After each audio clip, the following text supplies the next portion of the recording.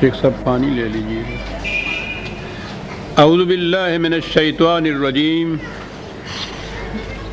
بسم اللہ الرحمن الرحیم. تھوڑا کم کر دیجیے.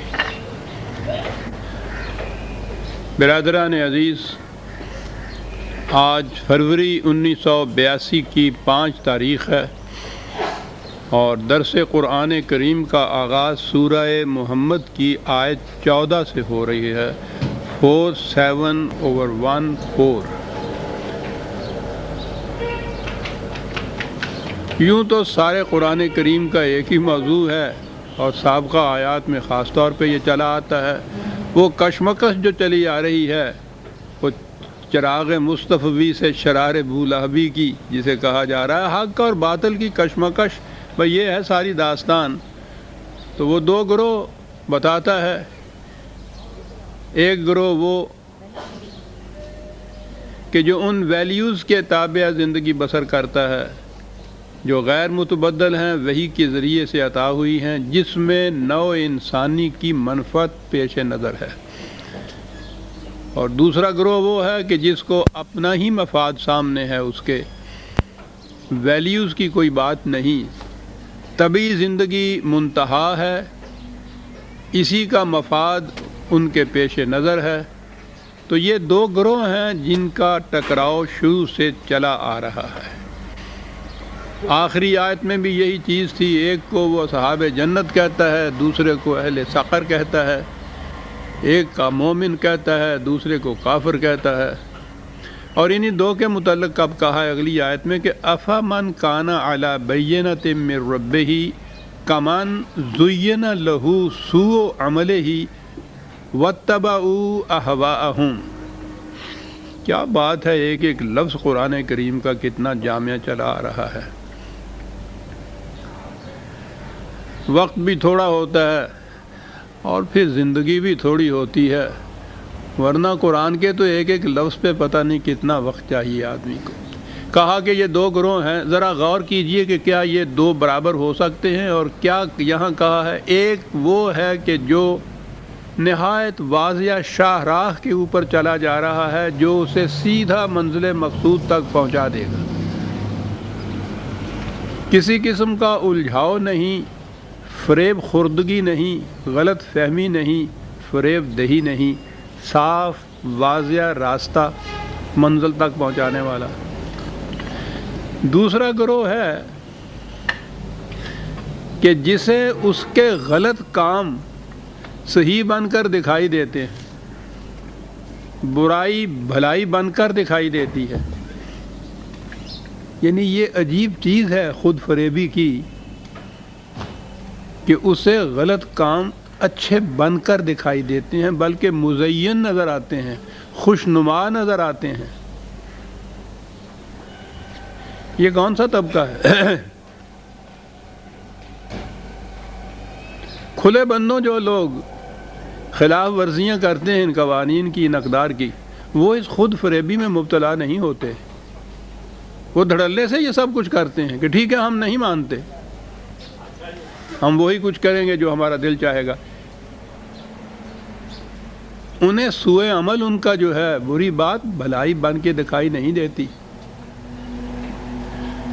بھلائی انہیں بن کے دکھائی دیتی ہے کہ جو چیزیں تو غلط ہوتی ہیں لیکن اس خود فریبی میں مبتلا ہوتے ہیں کہ یہ بالکل صحیح کام ہے، مذہب کا کام ہے، اسلام کا کام ہے، دین کا کام ہے، نیکی کا کام ہے، اور وہ اس خود فریبی میں مبتلا رہتے ہیں. زُیّنَ لَہُ سُوءُ عَمَلِهِ، در حقیقت وہ کام تو برائی کا ہوتا ہے لیکن انہیں مزین بن کے دکھائی دیتا ہے کہ بہت اچھا کام ہے. یہ صورت کیسے پیدا ہوتی ہے؟ کہا وَاتَّبَعُوا أَهْوَاءَهُمْ. جو شخص یہ جسے ہم نے اقدار کہا ہے، ویلیوز کہا ہے، وحی کی رہنمائی کہا ہے، وہ خارج سے ملتی ہے، باہر سے ملتی ہے. اس میں کسی قسم کی خود فریبی نہیں ہوتی. چوراہے پہ وہ جو بتی جلتی ہے، وہ جو سرخ اور سبز جو ہوتی ہے، وہ خارج میں ہوتی ہے.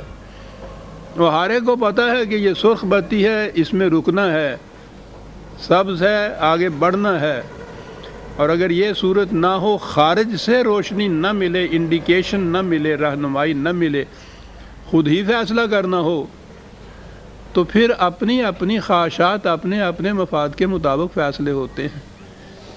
کہا جب کیفیت یہ ہو جائے انسانوں کی کہ ہر شخص اپنے مفاد کے مطابق قدم اٹھائے،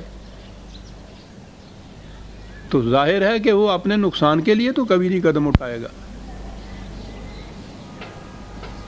بذام خیش وہ یہی سمجھے گا کہ یہ فائدے کی چیز ہے، خود جو فیصلہ کیا، لیکن اس نے کہا ہے کہ یہ بات ہر انسان کے اپنے فیصلہ کرنے کی نہیں ہے، انسان کے فیصلوں پہ اس کے جذبات جو ہیں وہ محیط ہوتے ہیں، حاوی ہوتے ہیں، یا کم از کم انہیں متاثر کر دیتے ہیں۔ اور یہ چیز اس طرح سے انکانشس مائنڈ جسے آپ کہتے ہیں، غیر شعوری طور پر انسان کے اندر سے یہ چیز ایسے ہوتی ہے کہ شعوری طور پہ اسے معلوم ہی نہیں ہوتا کہ میں یہ غلط کام کر رہا ہوں۔ یہ مذہب کے نام کے اوپر دنیا میں جو کچھ ہو رہا ہے، ہوتا چلا آ رہا ہے، حیرت ہے کہ جو لوگ تو مانتے ہی نہیں ہیں، ان کو باہر کھڑے ہوئے آبجیکٹیولی دیکھتے ہیں، وہ تو یہ سمجھ جاتے ہیں کہ صاحب کس قدر یہ خراب کام ہے جو کیا جا رہا ہے، لیکن یہ جو اس غلط فہمی میں مبتلا ہوتے ہیں مذہب کے نام کے اوپر، انہیں یہ چیز نظر ہی نہیں آتی۔ معاف رکھیے گا، وہ غلط فہمی میں مبتلا ہوتے ہیں، انہیں مزین بن کے وہ چیز دکھائی دیتی ہے۔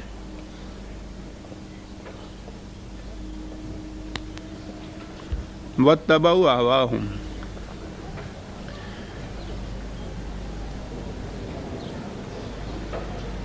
جو کچھ ہے فی الحقیقت ویسا نظر آ جانا اس کا، یہ بڑی چیز ہے کہ خود فریبی میں مبتلا نہ رہے۔ ایک روایت ہے جسے منسوب کیا جاتا ہے نبی اکرم صلی اللہ علیہ وسلم کی طرف، اور میں سمجھتا ہوں کہ وہ صحیح ہو سکتی ہے، بڑی اہم چیز ہے۔ فرمایا کہ دعا ہے یہ کہ اللہم ارنا حقائق الاشیاء کما ہی، یا اللہ مجھے ہر شے کی حقیقت کو جیسی وہ فی الحقیقت ہے صلاحیت دے کہ میں وہ دیکھ سکوں کہ وہ فی الحقیقت کیسے ہے۔ بڑی چیز ہے یہ، فریب نگاہ نہ ہو اس کے اندر، رنگین چشمے سے نہ دیکھا جائے، جیسے وہ ہے ویسی نظر آئے مجھے، تو ویسی تو نظر آئے گی۔ اگر آبجیکٹیولی کوئی چیز روشنی ہوگی، اس کی روشنی میں آپ دیکھیں گے تو ویسے نظر آئے گی۔ سورج کی روشنی میں تو سانپ سانپ نظر آتا ہے، رسی رسی نظر آتی ہے۔ رات کی تاریکی میں تو آپ اس غلط فہمی میں مبتلا ہو سکتے ہیں کہ سانپ کو رسی سمجھ لیں یا رسی کو سانپ سمجھ لیں۔ خارج سے روشنی کی ضرورت ہے، اور وحی کی ضرورت یہی ہے کہ پھر انسان اپنے جذبات کا اتباع کرنے کی بجائے وہ جو خارج سے وحی کی رہنمائی ملتی ہے اس کے پیچھے چلتا ہے۔ وہاں وہ سانپ سانپ نظر آتا ہے، رسی رسی نظر آتی ہے، دھوکہ نہیں کھاتا۔ دین میں انسان دھوکہ نہیں کھاتا، کیونکہ وحی خداوندی کی روشنی میں وہ چلتا ہے۔ مذہب میں سب سے زیادہ خود فریبی میں مبتلا ہوتا ہے انسان، کہ وہ دیانت داری سے، جسے کہتے ہیں ایمانداری سے، نیک نیتی سے سمجھتا ہے کہ میں بالکل صحیح کام کر رہا ہوں، اور وہ غلط ہوتا ہے۔ اس کا فیصلہ کیسے ہوتا ہے؟ وہی خارج سے وحی کی روشنی میں پرکھ کے دیکھیے، وہ بتائے گا کہ صحیح کیا ہے اور غلط کیا ہے۔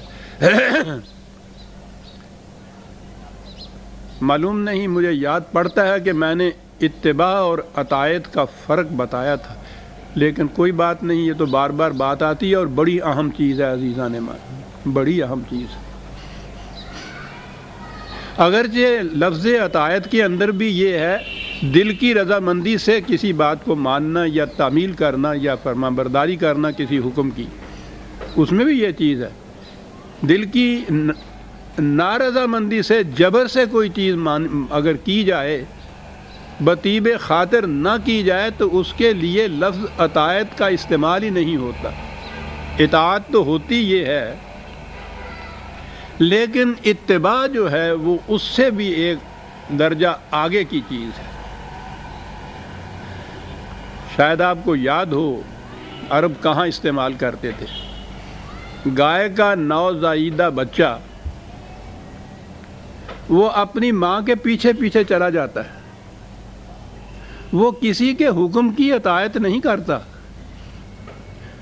اس سے کسی نے نہیں کہا کہ تم اس کے پیچھے پیچھے چلے جاؤ۔ جبر تو یہ ہے نا کہ باندھ کے اس کو اس کے پیچھے چلایا جائے، اطاعت یہ ہے کہ کوئی اسے حکم دے کہ اس کے پیچھے چلے جاؤ، اور یہ جو پیچھے جا رہا ہے اس کے، اس میں تو یہ دونوں چیزیں نہیں ہیں۔ یہ اس کے پیچھے کیسے جا رہا ہے؟ اس کے اندر کا تقاضا ہے، اسے ایک اندر سے کشش نظر آتی ہے پیچھے جانے کی۔ یہ جو خود اندر کے تقاضے سے انسان کوئی چیز کرتا ہے، اسے اتباع کہتے ہیں عرب۔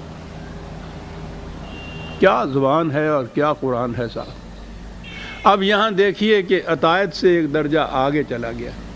اطاعت میں خارج سے کوئی حکم ملے گا، آپ اس کی بطیب خاطر فرما برداری کریں گے تو اطاعت، خارج سے حکم ملے گا، بات دور چلی جائے گی۔ اسلامی نظام جو ہے اس کے اندر آپ دیکھتے ہیں اطیعوا اللہ و اطیعوا الرسول ہے۔ آج خود نہیں اطاعت آپ کر سکتے، ایک اتھارٹی چاہیے آپ کو اطاعت کرانے والی، قرآن کے احکام کو نافذ کرنے والی۔ وہ دیکھے گی کہ کس وقت قرآن کا کون سا حکم ہے جس کی اطاعت کرائی جانی مقصود ہے، وہ اس حکم کو، اس قانون کو نافذ کرے گی، وہ حکم دے گی۔ اور یہی وجہ ہے کہ قرآن کریم نے اطاعت کے ساتھ کہا ہے سمعنا و اطعنا، ہم نے سنا اور اطاعت کی۔ اس کے لیے سننے کی شرط ہے، سنانے والا موجود ہونا چاہیے۔ دین جب مذہب میں تبدیل ہوا ہمارا تو یہ سنانے والا نہیں تھا، مرکزیت ختم ہو گئی تھی، خلافت نہیں رہی تھی، قرآن کے احکام نافذ کرنے والا کوئی نہیں رہا تھا، اپنے اپنے طور پہ اطاعت شروع کر دی، تو یہ تو مقصود ہی نہیں تھا اس کا۔ وہ تو سمعنا و اطعنا ہے۔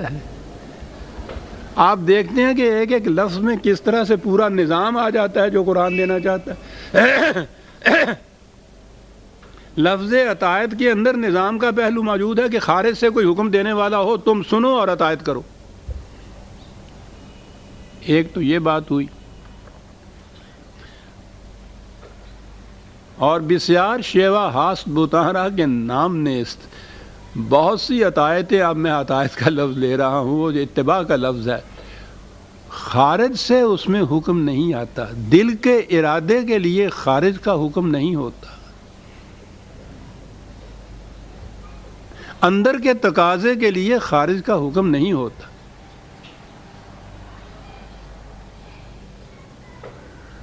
یہ بات کہ مجھے پارسا رہنا چاہیے، آپ کے اندر کی ایک چیز ہے، وہاں آپ طے کرتے ہیں اس چیز کو۔ کوئی حکم نہ دینے والا بھی ہو اس وقت بھی آپ دیانتدار رہتے ہیں۔ قرآن نے کہا ہے نا کہ خدا تو دل کے ارادوں اور نگاہ کی خیانتوں تک سے واقف ہے۔ یہ وہ چیزیں ہیں کہ جس میں اتباع آتی ہے، اطاعت کی بات نہیں ہے۔ تو قرآن پہلے تو اس قسم کا تغیر نفس پیدا کرتا ہے کہ آپ کے دل کے اندر سے غلط بات کا ارادہ ہی نہ ابھرے، آپ اتباع کرتے چلے جائیں صحیح چیز کا جو قرآن نے یا وحی نے کہی ہے۔ ذرا محسوس مثال سے دیکھیے کہ آپ کو اگر پیاس لگتی ہے،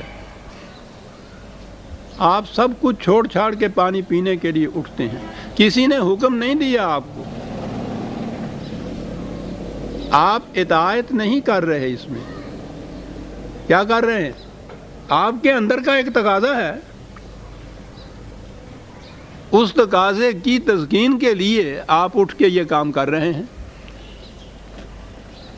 تو جو اندر کے تقاضے سے جو بات کی جائے گی اس کے لیے قرآن نے اتباع کا لفظ دیا ہے۔ خالی قرآن کے لیے سارے قرآن میں اطاعت کا حکم نہیں آیا ہے، اتباع کا لفظ آیا ہے، اور جو ہی وہ نظام قائم کرتا ہے قرآن کا، وہاں اطاعت کا لفظ آیا ہے، اتباع کا لفظ نہیں آیا ہے۔ تو مومن کی پہلی چیز جو ہے خصوصیت، وہ تو یہ ہے کہ وہ اتباع کرتا ہے اقدار خداوندی کا، جب کوئی نہ بھی حکم دینے والا ہو تب بھی وہ اپنے دل کے تقاضے سے اس کی پیروی کرتا ہے۔ بہت بڑی چیز ہے جو وہ تغیر نفس پیدا کرتا ہے۔ اور یہ دل کے تقاضوں والی لوگ تو ہیں کہ پھر جو اس طرح سے اطاعت کرتے ہیں کہ ثم لا یجدوا فی قلوبہم حرجا مما قضیت، کہا ہے کہ رسول فلا وربک لا یؤمنون حتی یحکموک فیما شجر بینہم، تیرا رب شاہد ہے اس کے اوپر کہ یہ لوگ کبھی مومن نہیں ہو سکتے تا وقت کہ اپنے تمام معاملات کا فیصلہ کرانے کے لیے تیرے پاس نہ آئیں، اور پھر اس کے بعد جب تو فیصلہ دے دے یسلموا تسلیما، اسے وہ تسلیم کریں، لیکن کس طرح؟ اپنے دل میں بھی اس کے خلاف گرانی محسوس نہ کریں۔ اطاعت میں بھی یہ چیز موجود ہے، لیکن بہرحال ایک خارج سے حکم ملنے کے بعد یہ اطاعت ہوتی ہے، اور وہ تو افراد ایسے تیار کرتا ہے کہ وہ اپنے اندر کے تقاضے سے ان اقدار کی پیروی کرتے ہیں، اسے اتباع کہا جاتا ہے۔ قرآن میں جہاں جہاں احوا کا لفظ آیا ہے، انسان اپنے جذبات، اپنے خواہشات کی کتابیں چلتا ہے، وہاں ہر جگہ اتباع کا لفظ ہے۔ اپنے اندر کی خواہشات کی پیروی کرنا، اس کے لیے اطاعت کا لفظ ہی نہیں آیا۔ عزیزان من، قرآن یوں سمجھ میں آتا ہے، وَاتَّبَعُوا أَهْوَاءَهُمْ، دیکھا آپ نے اس کا نتیجہ کیا ہوتا ہے؟ زُيِّنَ لَهُ سُوءُ عَمَلِهِ، جو ہی اپنے ہی جذبات کا اتباع کیا کہ جو کچھ اس نے، تو ہر فرد کے جذبے اس کے اپنے مفاد کے لیے ہوں گے۔ یاد رکھو، اپنے نقصان کے لیے کبھی نہیں کوئی سوچتا۔ یہ الگ بات ہے کہ جسے فائدہ سمجھتا در حقیقت وہ نقصان ہو۔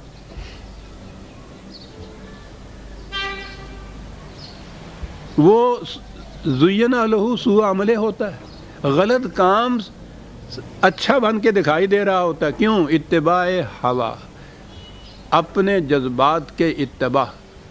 تو یاد رکھیے، اپنے ہی جذبات کے اتباع سے خواہ آپ کتنا نیک کیوں نہ اس کو سمجھ رہے ہوں، وہ صحیح دین نہیں ہے۔ دین یہ ہے کہ خارج سے جو وحی مل رہی ہے اس کے مطابق تو اطاعت ہو، اور آپ کے اندر اس قدر تغیر آ چکا ہو کہ آپ غلط کام کا سوچ ہی نہ سکیں۔ یہاں سے ابتدا ہوتی ہے عزیزان من اسلامی نظام کی۔ وہ کتاب و حکمت کی تعلیم، اور اس کے بعد یزکیہم، قلوب کے اندر اس قسم کی پاکیزگی، نشو و نما دینا، کہ وہاں سے وہ قلوب کے اندر یہ ایسا تغیر واقعہ ہو جائے کہ وہ خلاف وحی، خلاف قرآن، خلاف اقدار خداوندی دل کے اندر خیال بھی پیدا نہ ہو۔ یہاں سے ابتدا ہوتی ہے۔ پھر خارج میں جب نظام بنتا ہے، وہ ایک مرکز ہونا چاہیے، ایک اتھارٹی ہونی چاہیے جو قرآن کے احکام کی، قرآن میں تو مختلف قسم کے احکام ہیں نا، ہر موقع کے اوپر ایک حکم آئے گا۔ جہاد کا اگر حکم ہے تو اس کے لیے تو کوئی اتھارٹی ہوگی جو فیصلہ کرے گی کہ ہاں اب وقت آ گیا کہ میدان جنگ میں جانا چاہیے ہمیں۔ ہر فرد تو یہ فیصلہ نہیں کر سکتا، فرد تو ایک طرف رہا، ہر سپاہی بھی یہ خود فیصلہ نہیں کر سکتا۔ فیصلہ کرنے والی اتھارٹی باہر ہونی چاہیے۔ اس نظام کے تابع جو قرآن کے احکام کی اطاعت کرائی جائے گی، وہ اس کو تو اطاعت کہے گا۔ اور وہ جو دل میں تغیر پیدا ہو گیا ہے کہ کوئی ہو یا نہ ہو، آپ نے کبھی غلط کام کی طرف قدم ہی نہیں اٹھانا، یہ اتباع ہوگا۔ آپ کو یاد ہے کہ اسی قرآن کے متعلق جہاں واتبعوا ہے، یہ ہے جو خدا چاہتا ہے یا قرآن چاہتا ہے مومن سے کہ اس کے دل سے بھی کوئی بات ایسی نہ ابھرے کہ جو اس کے خلاف ہو، لوگ آسان سمجھتے ہیں مسلمان ہونا، لیکن ہے تو بڑا آسان۔ تیرا ہی جینا چاہے تو باتیں ہزار ہوں، مشکل کیا ہے اس میں؟ وَاتَّبَعُوا أَهْوَاءَهُمْ، تو پھر وہ جو نہایت واضح شاہراہ کے اوپر چلا جا رہا ہے، جس میں کوئی پیچ نہیں، خم نہیں، کجروی نہیں، بین ہے منزل تک پہنچنے کے لیے، اور وہ کہ جس کو غلط کام بھی اچھے بن کے دکھائی دے رہے ہیں اور وہ فیصلے وہ اپنے مفاد کے، اپنے جذبات کے تابع کرتا کہا کہ کیا یہ دونوں کبھی برابر ہو سکتے ہیں؟ اب برابر نہیں ہو سکتے۔ وہ جو پہلا شاہراہ پر چلنے والا ہے وہ کہاں ہے؟ مثل الجنت التی وعد المتقون۔ مثل، میں نے کہا تھا نا کہ قرآن کریم نے جنت اور دوزخ جو اخروی زندگی کی ہے اسے تمثیلی انداز میں بیان کیا ہے۔ یہاں بھی ہے، اس سے دوسرے مقام پہ بھی ہے، وہاں بھی مثل ہی کہا ہے۔ مثال کے ذریعے سے ہی اس زندگی کی کیفیات کو سمجھایا جا سکتا ہے۔ جیسے وہ ہے اس کی کنہ حقیقت ہمارے شعور کی موجودہ سطح پہ سمجھ میں آ نہیں سکتی، تو مثال کے ذریعے سمجھایا ہے قرآن نے ہمیشہ۔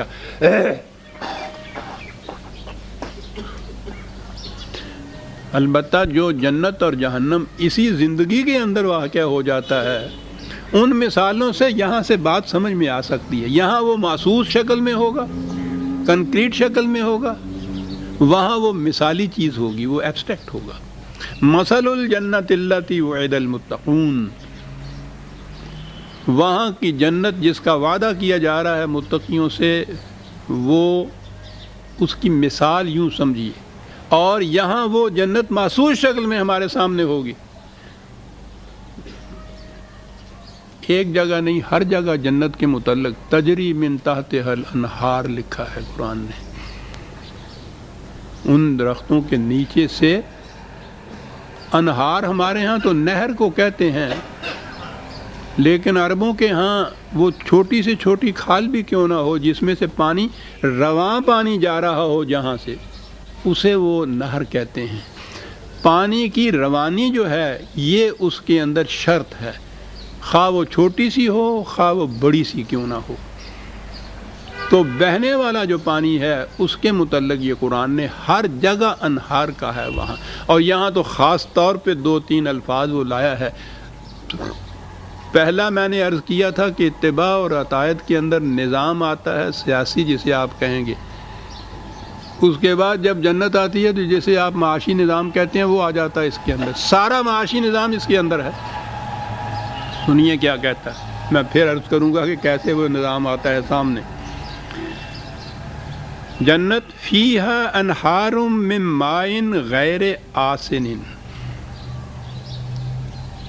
پانی رواں ہے ندیوں میں، اور رواں اس لیے رکھا گیا ہے کہ اس پانی میں سراند پیدا نہ ہو، بو پیدا نہ ہو، بگاڑ پیدا نہ ہو۔ وہ ہے نا کہ بو فساد کی آتی ہے بند پانی میں۔ کوئی پانی جو جس کی روانی آپ بند کر دیں اور وہ رک جائے کسی ایک مقام کے اوپر، تھوڑے دنوں تک تو وہ صاف ستھرا رہتا ہے، اس کے بعد اس کے اندر بو بگڑتی ہے، ذائقہ بگڑتا ہے، تاثیر بگڑتی ہے، سڑان پیدا ہو جاتی ہے، پانی زہر ہو جاتا ہے۔ وہی پانی کھڑا رہے تو اس کی یہ کیفیت ہوتی ہے، بہتا چلا جائے تو وہ اسی قسم کا صاف شفاف مصفا پانی ہوتا ہے۔ تو قرآن نے پہلی چیز تو اس میں یہ کہی کہ تاکہ اس میں سڑان نہ پیدا ہو۔ پانی وَأَنْهَارٌ مِّن لَبَنٍ لَمْ يَتَغَيَّرْ طَعْمُهُ، اور پھر دودھ کی نہریں۔ وہ نہریں میں نے کہا ہے نا کہ اس پہ غور کیجئے، نہر کیوں کہا گیا ہے، میں ابھی عرض کروں گا۔ یہ یعنی یہ یوں نہیں ہے کہ جیسے یہ ہمارے سامنے یہ ایف سی کالج والی نہر بہہ رہی ہے کہ وہ دودھ اس طرح سے پانی یوں بہہ رہا ہوتا، بہہ رہا ہے، رواں ہے، کھڑا نہیں ہے۔ لم یتغیر طعمہ، تاکہ اس کا ذائقہ نہ بدل جائے، اس کی خیصیت جو ہے نشو و نما دینے کی وہ نہ بدل جائے۔ وَأَنْهَارٌ مِّن خَمْرٍ لَذَّةٍ لِلشَّارِبِينَ، اور خمر انگوروں کے فشردے کو کہتی ہے، نچوڑ جسے آپ کہتے ہیں، وہ تازہ رہے، بہتا رہے تو اس میں صرف تقویت ہوتی ہے کچھ تھوڑا سا کہہ لیجئے کہ کچھ ذہنی طور پہ کچھ نشاط بھی ہوتا ہے، اس کی جو وہ خاصیت ہوتی ہے اس میں یہ چیز ہوتی ہے، نشہ نہیں ہوتا۔ قرآن کریم نے جہاں کہیں بھی اپنے جنت کی، جسے ہم شراب کہتے ہیں، لفظ شراب عربی زبان میں وائن کے لیے نہیں آتا، لیکر کے لیے نہیں آتا، ہر پینے والی چیز کو ان کے ہاں شراب کہا جاتا ہے۔ شرابہ کے معنی پینا ہوتا ہے۔ یہ تو ہمارے ہاں ہے نا کہ وہ شراب اب ہوتی ہی وہ شراب ہی کے لیے لفظ استعمال ہوتا ہے، جو ہر پینے والی چیز کے لیے ہم شراب نہیں بولتے۔ عربوں کے ہاں یہ بات نہیں ہے۔ تو قرآن نے اپنے ہاں خود واضح کر دیا ہے کہ جسے جنت کی شراب تم کہتے ہو، اس میں نشہ تو ایک طرف رہا، غنودگی بھی نہیں ہوگی، خمار بھی نہیں ہوگا۔ اس کے لیے حوالے آپ لکھنا چاہتے ہیں لکھیے 52/23، 52/23 اور 56/19، دو ہی کافی ہیں۔ اور مقامات میں بھی ہیں جہاں خصوصیت سے لفظ تو لائے ہیں قرآن یہی شراب یا خمر کا ہی، لیکن کہا ہے کہ یاد رکھو اس میں نشہ نہیں ہوگا۔ یہاں والے شرابی سے کہا جائے کہ شراب تو ہے لیکن اس میں نشہ نہیں ہے، تو وہ کہتا ڈول دے پرے جا کے، میں انہوں کی کرنا۔ عادت سی ہے، نشہ ہے نہ اب کیف، پانی نہ پیا شراب پی لی لیکن وہ یہ کہتا ہے کہ وہ اس میں وہ تقویت کی چیز جو ہے، اسی لیے لفظ خمر استعمال کیا اس نے، وہ انگوروں کے نچوڑ کو کہتے ہیں کہ اس میں وہ تقویت والی چیز جو ہے وہ تو آ جائے لیکن نشہ والی چیز نہ آئے۔ تو پتہ ہے آپ کو کہ یہ نچوڑ جو ہے، فشردہ جو ہے ان کا انگوروں کا یا پھلوں کا، اس میں نشہ کب پیدا ہوتا ہے؟ اس کو روک کے رکھتے ہیں، بند رکھتے ہیں، اس بندش کے بعد اس میں نشہ پیدا ہوتا ہے۔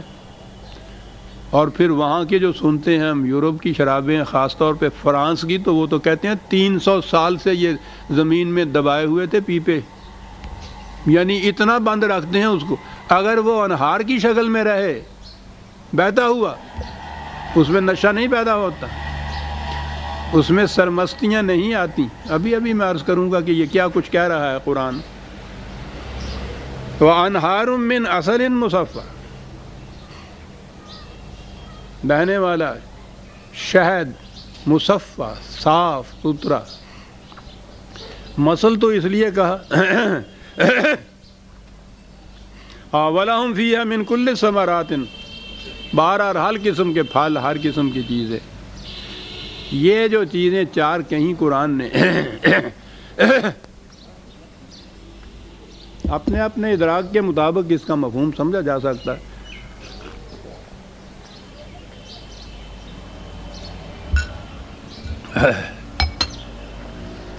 لیکن میں سمجھتا ہوں کہ پانی، زندگی کا دار و مدار پانی پر ہے۔ وَجَعَلْنَا مِنَ الْمَاءِ كُلَّ شَيْءٍ حَيٍّ، قرآن نے بھی یہ کہا ہے اور یہ حقیقت بھی ہے۔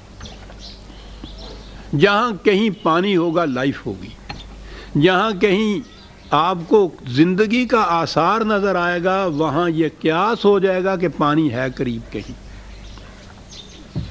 ابتدا ہی زندگی کی پانی سے ہوئی، تو قرآن نے سب سے پہلے کہا ہے کہ پانی بہنے والا۔ اگلی چیز نشو و نما کی ہوتی ہے، پہلی چیز نشو و نما کے لیے دودھ ہوتا ہے، تو پہلی چیز تو وہ ہے جس کے اوپر لائف کا دار و مدار ہے، جس پہ لائف سسٹین کرتی ہے، پانی۔ دوسری چیز یہ ہے جس سے نشو و نما پایا جاتا ہے، ٹھیک ہے۔ تیسری چیز جس کے اندر اس نے فشردہ انگور جو کہا ہے، پھلوں کا نچوڑ کہا ہے، اس میں توانائی کی صورت ہے، اور اگر غلط معنی نہ لیں تو کچھ کیفیت، کیف یا نشاط کی بھی تو اس کے اندر ہو سکتی ہے، اس قسم کی توانائی کہ جس میں کچھ سرور سا پیدا ہو انسان، لیکن وہ سرور شراب والا نہ ہو، کیونکہ قرآن نے خود کہہ دیا کہ وہ نہیں۔ اچھی غذا جو ہے صحیح، جس میں معدے کو محنت نہ زیادہ کرنی پڑے، لیکن ماحصل اس کا جو ہے وہ خون میں روانی پیدا کر دے تو اس میں ایک کیفیت پیدا ہوتی. اصل یہ ہے کہ تندرستی اور صحت جو ہے اس میں ایک نشہ ہوتا ہے. اگر آپ نشے کے لفظ کو ان معنوں میں نہ لیں, ایک کیف ہوتا ہے, ایک سرور ہوتا ہے انسان کے اندر. ہم نے تو یہ سنی ہوئی بات کی ہے, پتہ نہیں کیا ہوتا ہے, لیکن صحت اور تندرستی کے اندر خود ایک سرور ہوتا ہے. ٹھیک, اس کو بھی ٹھیک کر دیجیے شیخ صاحب. اسے بھی آپ نے کچھ کیا تھا, وہ خود ہی ہو گیا. اور اگلی چیز جو ہے وہ شہد ہے. شہد کے متعلق دوسرے مقام پہ یہ ہے فیہ شفاء للناس, خطرات سے محفوظ رکھنے والی چیزیں. یہ اس لیے میں نے کہا ہے کہ من کل ثمرات آگے قرآن نے کہا کہ ہر قسم کی وہ پاکیزہ غذا جو ہے وہ مغفرۃ من ربہم. وہ مغفرت تو ہمارے ہاں کا ترجمہ ہی بخشش ہوتا ہے, تو کی نہیں بنتی. اس کے معنی ہے حفاظت کا سامان, خطرات سے محفوظ رکھنے کی چیز. تو اگر وہ بیماریاں ہی ہیں تو قرآن نے کہا ہے نا کہ شہد میں بیماریوں کے لیے شفا ہوتی ہے. تو وہ خطرات سے محفوظ رکھنا, مضر باتوں کے اثر سے محفوظ رکھنا, یہ چیز بھی اس کے اندر ہے. آخرت کی جنت اور اس کی یہ جو نوما ہے وہ تو تمثیلی بات ہے. یہاں ہم سمجھ نہیں سکے, وہاں بہرحال جس میں میں آپ حضرات کو نہیں شامل کرتا, اپنے آپ کو کہہ رہا ہوں کہ وہاں ان کی لذت ہی ہمارے نصیب نہیں ہوگی. یہ تو جنت والوں کی باتیں کہہ رہا ہے وہ. لیکن یہاں جو اس نے کہا ہے ہمارے نصیب میں تو یہاں کی جنت بھی نہیں آئی. یہ یہاں کی جنت کیسے بنتی ہے؟ ایک لفظ اس کے اندر اس نے کہا ہے کہ یہ بہنے والی چیز ہو. رزق اگر بہنے والا ہے, ہر ایک کے گھر کے سامنے سے وہ رواں دواں جاتا ہے, آوازیں دیتا ہوا سلسبیل پکارتا ہوا جاتا ہے, وہ اگر کہ جتنی جتنی کسی کی ضرورت ہے لیتا چلا جائے, یہ جنت کی پہلی نشانی ہے. پانی کو آپ لے لیجئے, جو ہی وہ نلکوں میں اپنے گھروں کے اندر آیا, باہر والا تڑپ کے مر جائے, وہ اس کے حصے میں نہیں آتا. بند ہو گیا پانی, روانہ رہا. اور اگر ٹینکی میں آ گیا تو پھر تو پوچھو ہی نہیں. رزق کے چشمے اگر بند ہو جائیں تو وہ جو بند کرتا ہے ان کو اس کی ذات کے لیے تو وہ ہو, نو انسانی کی منفعت کے لیے وہ نہیں رہتا. اگر وہ نہر کی شکل میں پانی ہو تو ایک تو یہ ہے کہ کوئی اس کو اس طرح سے اپنی ذات کے لیے بند نہیں کر سکتا, اس نے تو روا رہنا ہے, جتنی ضرورت ہے لیتا چلے جائے, باقی آگے جائے. جو آگے ہے اس کو جتنی ضرورت ہے وہ لیتا چلا جائے. بہنے والے پانی میں ہر ضرورت مند کی ضرورت پوری ہو سکتی ہے, روک رکھنے میں یہ بات نہیں ہوتی. عزیزان میں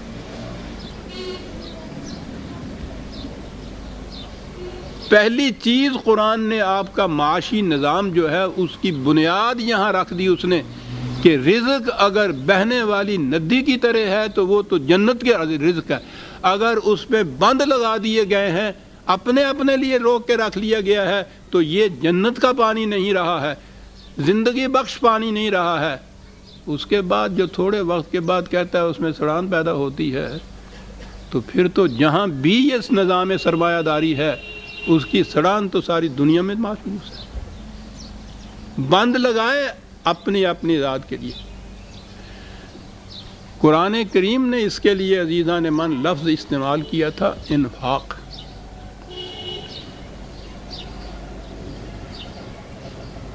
نفع کا کہ معنی ہوتا ہے جو بند نہ ہو. آپ کو یاد ہوگا ان الفاظ کے معنی تو 20 دفعہ آ چکے ہیں. یہ جسے آپ تلوار کا نیفا کہتے ہیں نا, یہ اصل میں نیفا کا تن تھا لفظ. نیفا ہوتا ہی وہ ہے کہ جو کھلا ہوا ہو, اگر وہ سلا ہوا ہو بند ہو تو اس میں تو ادار بند پرویا ہی نہیں جا سکتا. جو میانی دونوں طرف سے کھلی ہوئی ہو نا, اوپر سے روپیہ ڈالے نیچے سے نکلتا چلا جائے, اس کو وہ کہتے تھے نفع کا.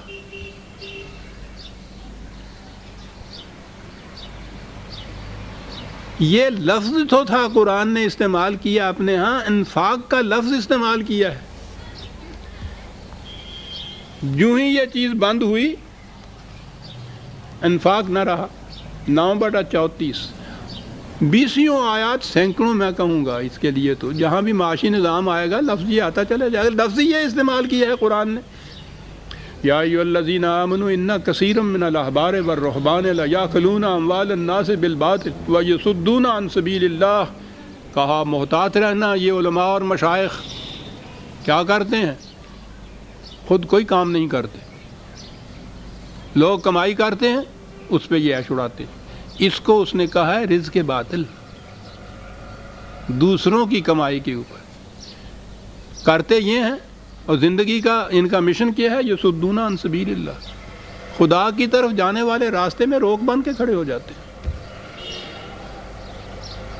ساری دنیا میں یہ مذہبی پیشوائیت علماء اور مشائخ احبار و رہبان کے متعلق یہ تصور ہے کہ وہ خدا کی طرف لے جاتے ہیں انسانوں کو. عزیزان مان دیکھیے یہ قرآن الرغم یہ کہہ رہا ہے ساری دنیا کو چیلنج دے کے کہ جنہیں تم کہتے ہو خدا کی طرف لے جاتے ہیں وہی تو خدا کے راستے میں روک بن کے کھڑے ہوتے ہیں، جانے نہیں دیتے لوگوں کو اس طرف. کیوں کرتے کیا ہیں؟ والذین یکنزون الذهب والفضة ولا ينفقونها فی سبیل اللہ. یہ کس قسم کا مذہب پیش کرتے ہیں یہ لوگ جو خدا کی طرف جانے والے راستے میں روک ہے. مال اور دولت کو جو لوگ روک رکھتے ہیں، اور آگے ہے لفظ لا ينفقونها، یہ معنی کہ وہ اس کاز کے لیے. میں نے کہا تھا کہ سبیل اللہ کا مطلب اگر آپ سمجھیں وہ کاز، وہ مقصد، وہ پرپس جس کے لیے خدا نے مقرر کیا ہے کسی شے کو، اس کو حاصل کرنے کے راستے میں ینفقونہا، اس کو ندی کی طرح رواں نہیں رکھتے، روک لیتے ہیں. نتیجہ فبشرہم بعذاب علیم. میں نے کہا تھا نا کہ وہ پھر جہنم آ جاتا ہے. اعلان کر دے، بشارت دے دے ان کو. بڑا دردناک ہوتا ہے وہ عذاب، دردناک. علیم کہا ہے.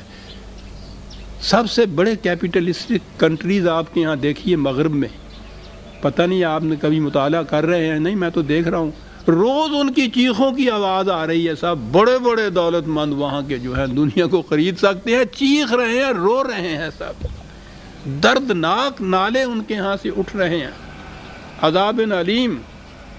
یوم یحما علیہ فی نار جہنم فتقوی بہا جباہہم وجنوبہم وظہورہم. وہ مثال کی بات ہے کہ یہی ان کے سکے جو ہیں، روپیہ، ڈالر، پیسے، اب تو انہوں نے نوٹ میں کر لیے نا کہ وہ داغا ہی نہ جائے کہ وہ تپایا جائے گا پھر داغا جائے گا ان کو اس طرح سے. کیا کہہ کے یہ ہے جو چیز وہ کہتا ہے ھذا ما کنزتم لانفسکم، یہ وہ ہے جو تم نے روک لیا تھا کہ تمہارے ہی کام آئے، کسی اور کے کام نہ آئے. کنزتم کے ساتھ لانفسکم کہنا کتنی بڑی چیز ہے. فذوقوا ما کنتم تکنزون. جی اب ذرا چکھو تو صحیح اس کا مزہ اب پتہ چلے گا تم کو. جب اس پانی میں سڑان پیدا ہوگی نا، وہ پلایا جائے گا ان کو. ابھی آتا ہے کہ یہی پانی جب وہ روک رکھیں گے تو جہنم کا پانی ہوگا مان حمیمن فقطع امعاءہم. یہی پانی جب دیا جائے گا ان کو پینے کے لیے، ان کی انتڑیوں کو کاٹ کے رکھ دے گا. وہی پانی بہہ رہا تھا تو حیات بخش تھا، روک کے رکھ لیا انتڑیوں کو کاٹ دیتا ہے. دریا کے پانی میں اور سمندر کے پانی میں فرق کیا ہوتا ہے؟ دریا کا پانی رواں ہوتا ہے، سمندر کا پانی روکا ہوا ہوتا ہے. ایک گھونٹ نہیں پی سکتا آدمی، وہ کہتا ہے انتڑیاں کٹ جاتی ہیں. کیا مثالیں دیتا ہے قرآن صاحب، روک کے رکھتے. تو میں نے کہا نا کہ قرآن نے انفاق کا لفظ جو تھا، انفاق کے معنی یہ ہیں کہ کوئی چیز جو ادھر سے آئے اور ادھر چلی جائے، یہ تھا نظام. اب یہ چیز جو ہے وہ تو انہار کی شکل میں پوری ہو سکتی کہ وہ بہنے والی چیز ہو. آپ دیکھتے ہیں جتنی چیزیں بھی قرآن یہاں کہیں گئی ہیں اس کے لیے انہار کا ہی لفظ آیا ہے. یہ رواں دواں رہیں گی پوری انسانیت کی ضرورتوں کو پوری کرنے کے لیے، تو یہ پھر زندگی بخش ہوں گی یہ چیزیں۔ جو ہی ان کو روک لیا جائے گا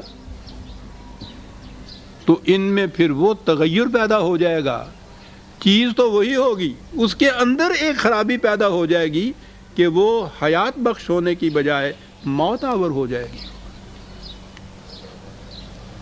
وہ جو پرانی ایک کسی زمانے میں ٹیکسٹ میں ہمارے ہوتا تھا، وہ water water everywhere not a drop to drink, یہ کون سا پانی ہے not a drop to drink? یہی ہے جب روک رکھا جائے اس کو۔ تو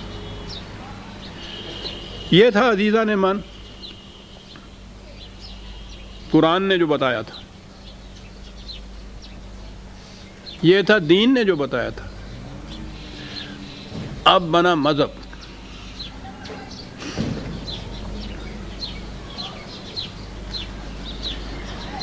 اب مذہب میں کیا ہوا؟ پہلی بات تو انفاق کا جو، اب آ جائیے آپ کے ہاں کے ترجموں کی طرف۔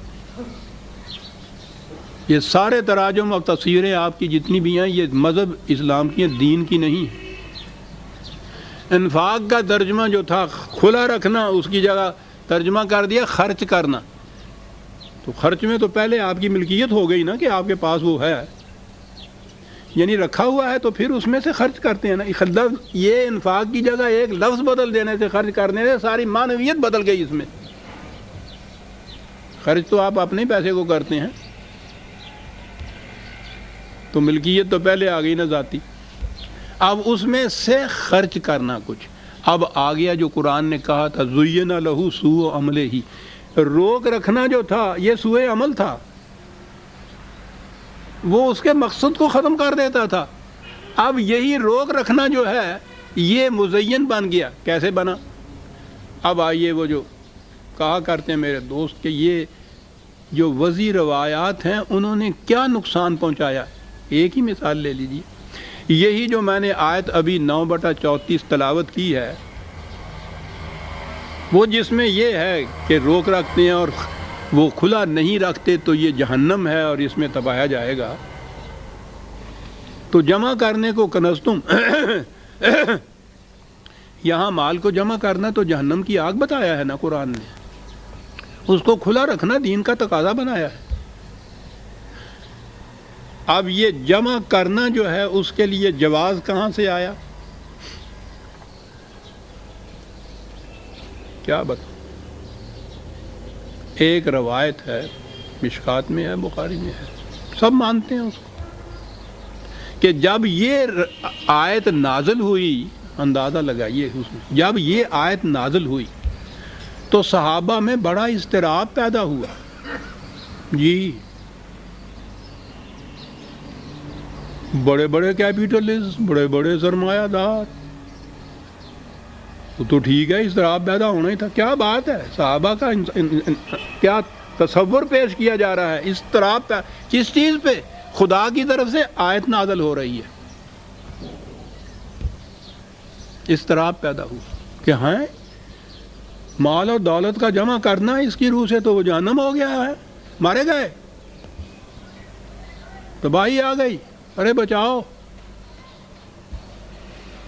اپنے میں سے ایک نمائندہ مقرر کیا کہ رسول اللہ کے پاس جاؤ صلی اللہ علیہ وسلم اور ان سے کہو کہ آپ کے صحابہ پہ تو یہ بڑا گراں گزرا ہے، خدا کی آیت حکم صحابہ پہ گراں گزرا ہے، بیٹھ کے آپس میں کہتے ہیں کہ رسول اللہ کے پاس جاؤ، وہاں جا کے بتاؤ، یعنی جیسے رسول اللہ نے کوئی بات ایسا آرڈیننس نافذ کر دی ہے اور ان سے کہو کہ اس کا ریئیکشن یہ ہو رہا ہے۔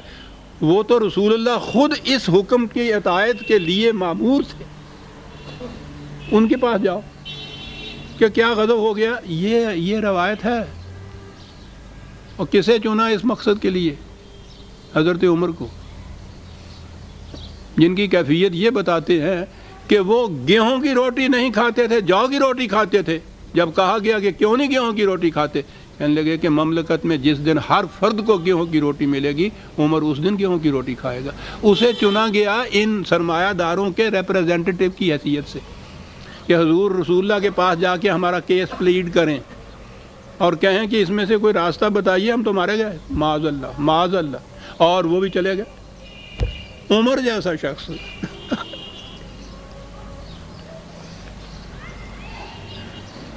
یعنی یہ افسانہ گھڑنے والوں کی بھی نظر آتا ہے ذہنی کچھ کیفیت ایسی پس سی تھی کہ ان کے کردار، ان کے کریکٹروں کو بھی ذہن میں نہیں رکھا کہ کس کو بھیجنا چاہیے۔ انہوں نے کہا ہوا نا کہ حضرت عثمان غنی تھے، ان کے پاس بہت دولت تھی، اگر انہیں بھیجتے تو کوئی بات سمجھ میں فٹ ان ہو جاتی اس افسانے کے اندر، یہ کریکٹر، وہ حضرت عمر کا کریکٹر فٹ ان ہی نہیں ہوتا، ان کو بھیجا۔ لیکن وہ بھیجا اس لیے کہ وہ عجیب قسم کا ایک کردار بنایا ہوا ہے انہوں نے حضرت عمر کا، کہ بات کے اوپر وہ ڈانٹتے ہیں، معاذ اللہ معاذ اللہ، اور جب وہ ڈانٹتے ہیں تو خدا کی طرف سے اس کے مطابق وہی نازل ہو جاتی ہے جیسے عمر کہتا ہے، معاذ اللہ۔ عزیزان مان، کیا سنتے ہیں آپ کہ ہمارے ساتھ کیا ہوا ہے؟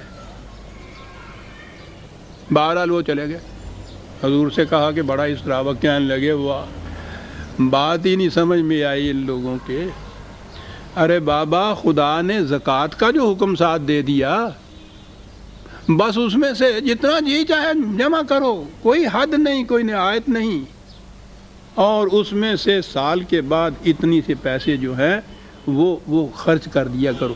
وہ آ گیا نا انفاق کا ترجمہ، اتنے سے دے دیا کرو خدا کی راہ میں، خدا کی راہ میں ہو گیا۔ اب اس میں سے زکوٰۃ نکال دو تو باقی سارا مال کہتے ہیں پاکیزہ ہو گیا تھا۔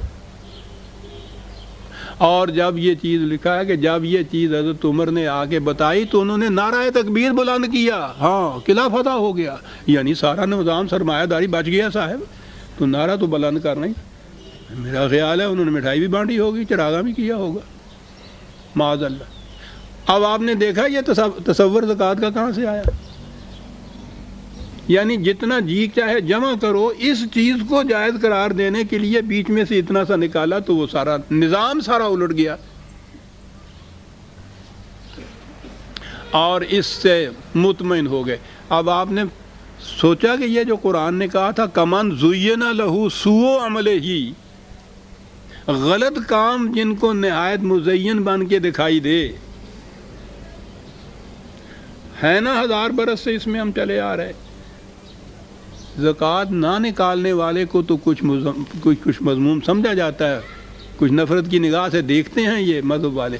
وہ جو اس میں سے زکوٰۃ نکال دیتا ہے نا، وہ کتنا ہی بڑا سیٹ کیوں نہ بن گیا ہوا ہو، فارغ کے ذہن میں ہوتا ہے کہ صاحب اپنے مال میں سے زکوٰۃ نکال دیتا ہے۔ کس قدر مزین ہو گیا یہ عمل۔ وہ کیپٹلزم جسے مٹانے کو قرآن آیا ہے، جسے وہ جہنم کی آگ کہہ رہا ہے، وہ جنت کا گلزار بن گیا اس ایک روایت کی روح سے۔ سوء عمل مزین بن گیا، مطمئن ہے زکوٰۃ دے دینے والا، خوش ہے زکوٰۃ دے دینے والا۔ دو ہی تو چیزیں ہیں آپ کے ہاں، زکوٰۃ اور نماز۔ قرآن نے اکٹھا ہی تو بیان کیا ہوا ہے۔ سنیے سورہ ماعون 107، یہ تو صورت ایسی ہے کہ پوری کی پوری تفسیر کے قابل، لیکن آپ کو پتہ ہے ارایت الذی یکذب بالدین، تم نے اس شخص کی حالت پہ بھی غور کیا جو دین سے انکار کرتا نہیں کہا، اقرار تو کرتا ہے، اپنے عمل سے جھٹلاتا ہے اس کو۔ کیا بات ہے لفظ کی، کون ہے یہ؟ فذلک الذی یدعو الیتیم ولا یحض علی طعام المسکین، یہ وہ شخص ہے کہ جو شخص معاشرے میں تنہا رہ جاتا ہے اس کو دھکے دیتا ہے، جس کا چلتا ہوا کاروبار بند ہو جاتا ہے اس کی روٹی کا انتظام نہیں کرتا، دین کی تکذیب یہ کرتا ہے، پھر اپنے آپ کو فریب کیا دے لیتا ہے، نمازیں بڑی پڑھتا ہے۔ فویل للمصلین الذین هم عن صلاتهم ساہون، تباہی ہے ان نمازیوں کے لیے، بے نماز کے لیے تو یہاں بات ہی نہیں کہی، تباہی ہے ان نمازیوں کے لیے کہ جو نماز کی غرض و غایت اور مقصد کو تو نہیں جانتے، الذین هم عن صلاتهم ساہون، اس کو تو انہوں نے فراموش کیا ہے، الذین هم یراؤون، اور یہ جو محسوس حرکات و سکنات ہیں نا، کانوں تک آواز لے جاؤ، ہاتھ یہاں باندھو، رکوع میں یوں جاؤ، سجدہ یوں اس طرح سے کرو، سارا زور اس پہ دیا جاتا ہے۔ کہنے لگا اس کو نماز سمجھتے ہیں صلاۃ، اور صلاۃ کی غایت جو تھی اس کو پس پشت ڈالا ہوا ہے۔ یہ تباہی ہے ان کے لیے۔ کہا کیا کرتے ہیں یہ؟ یمنعون الماعون، اس رزق کو جو بہتے پانی کی طرح رہنا چاہیے تھا بند لگا کے اپنے لیے روک رکھتے ہیں۔ ویل للمصلی، صلاۃ و زکوٰۃ دونوں چیزیں اکٹھی آتی ہیں قرآن میں، یہاں صلاۃ آ گئی اور زکوٰۃ والے کے متعلق یہ کہا یمنعون الماعون۔ بڑا صاف تھا یہ یہاں سے کیسے نکل سکتے تھے؟ اجی صاحب نکلنے کی راہیں ہزار، کوئی بڑے سے بڑا اچھے سے اچھا آپ قانون بنائیے، وہ قانون بنا رہے ہوتے ہیں قانون دان، اور قانون توڑنے والے یہ سوچ رہے ہوتے ہیں کہ اس میں سے نکلنے کی راہیں کون سی ہیں۔ بنا دیا اللہ میاں نے یمنعون الماعون، بالکل سیدھا۔ کوئی قرآن شریف اٹھا کے دیکھیے، اس کا ترجمہ ملے گا کہ روز مرہ کے استعمال کی چیزوں کو مانگے سے نہیں دیتے۔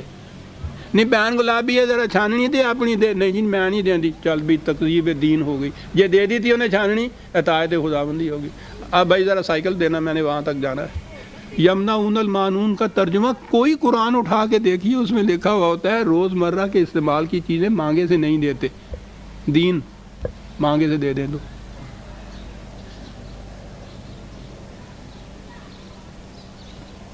خود اس زبان میں یہ معان جو ہے معاون جسے کہا گیا ہے بہتے پانی کو کہتے ہیں۔ یمنعون منع کرنا، یہ لفظ موجود ہے، روک رکھتے ہیں اس کو۔ یہ ہے وہ اوپر کہا گیا تھا نا کہ وہ یتیم کی پرواہ نہیں کرتے، مسکین کو کھانا نہیں دیتے، اسی کی تو تفسیر ہے کہ کرتے یہ ہیں کہ جس رزق کو ندی کی طرح انہار کی طرح رواں چلنا چاہیے، یمنعون الماعون، اسے روک رکھتے ہیں۔ اب یہ روک رکھنا تو بہت قابل نفرت بھی ہے، اور ویسے بھی نظر آتا ہے کہ قرآن کی تو منشا کے خلاف ہے۔ تو یہ مزین کیسے بنا؟ مزین ایسے بنا کہ روک رکھو جتنا جی چاہے، سال کے بعد 2.5% اس میں سے دے دو تم۔ یہ ہو گئی زکوٰۃ۔ اور اب ہمارے ہاں جو احیاء ہو رہا ہے اسلام کا، اس میں تو اور بھی یہ چیز پرلطف ہو گئی ہے۔ اس میں آپ کو تو معلوم ہی ہوگا جن کا کٹتا ہے، زکوٰۃ اس میں کاٹی جاتی ہے وہ اماؤنٹ لوگوں کا جو ایسی شکل میں جمع ہے جس پہ انٹرسٹ یا سود ملتا ہے۔ یعنی بینک کے اندر آپ کا فکس ڈپازٹ جو ہے اس پہ انٹرسٹ ملتا ہے، سیونگز کے اندر آپ کو انٹرسٹ ملتا ہے، نیشنل سیونگ کے سرٹیفکیٹس کے اوپر آپ کو انٹرسٹ ملتا ہے۔ ان اماؤنٹس پہ جس پہ گورنمنٹ خود سود دیتی ہے، وہ انٹرسٹ یا سود جسے قرآن نے اعلان جنگ کہا ہے خدا اور رسول کے خلاف، جس اماؤنٹ کے اوپر یہ انٹرسٹ یا سود ملتا ہے اس میں سے وہ زکوٰۃ کاٹتے ہیں۔ جس میں انٹرسٹ نہیں ملتا نا اس پہ نہیں کاٹتے، کرنٹ اکاؤنٹ پہ نہیں کاٹتے۔ تو زکوٰۃ تو یہ ہو گئی، اور باقی سارا کچھ وہ جو اصل اماؤنٹ، پرنسپل اماؤنٹ ہے آپ کا، اور پلس وہ جو سارا انٹرسٹ مل رہا ہے، یہ سارا جتنا ہے حلال و طیب ہو گیا، کیونکہ اس میں سے یہ اتنے پیسے جو تھے وہ ابھی آپ نے دیے نہیں ہیں، ان سے کاٹ دیے ہیں، لوگ اس کے خلاف اپیلیں کرتے رہتے ہیں۔ یہ ہو گئی زکوٰۃ، وہ ہو گئی صلاۃ۔ تو قرآن نے دو ہی تو حکم دیے ہیں پکے جو ہیں ساری جماعت، یقیمون الصلاۃ و آتوا الزکاۃ، یقیم دونوں چیزیں آ گئی اس میں۔ غور فرمایا کہ زین لہو سوء عمل ہی، جو قرآن نے کہا ہے کہ سوء عمل، غلط کام مزین بن جاتے ہیں، پھر ان کی نگاہوں میں مزین بن جاتے ہیں۔ ہمارا دور تو اس اعتبار سے بہت اچھا ہے، اس میں ان چیزوں کی لفظی تفسیر کی ضرورت ہی نہیں ہے۔ صورت ببی حالم پرس شکلوں نظر آؤں بے کی۔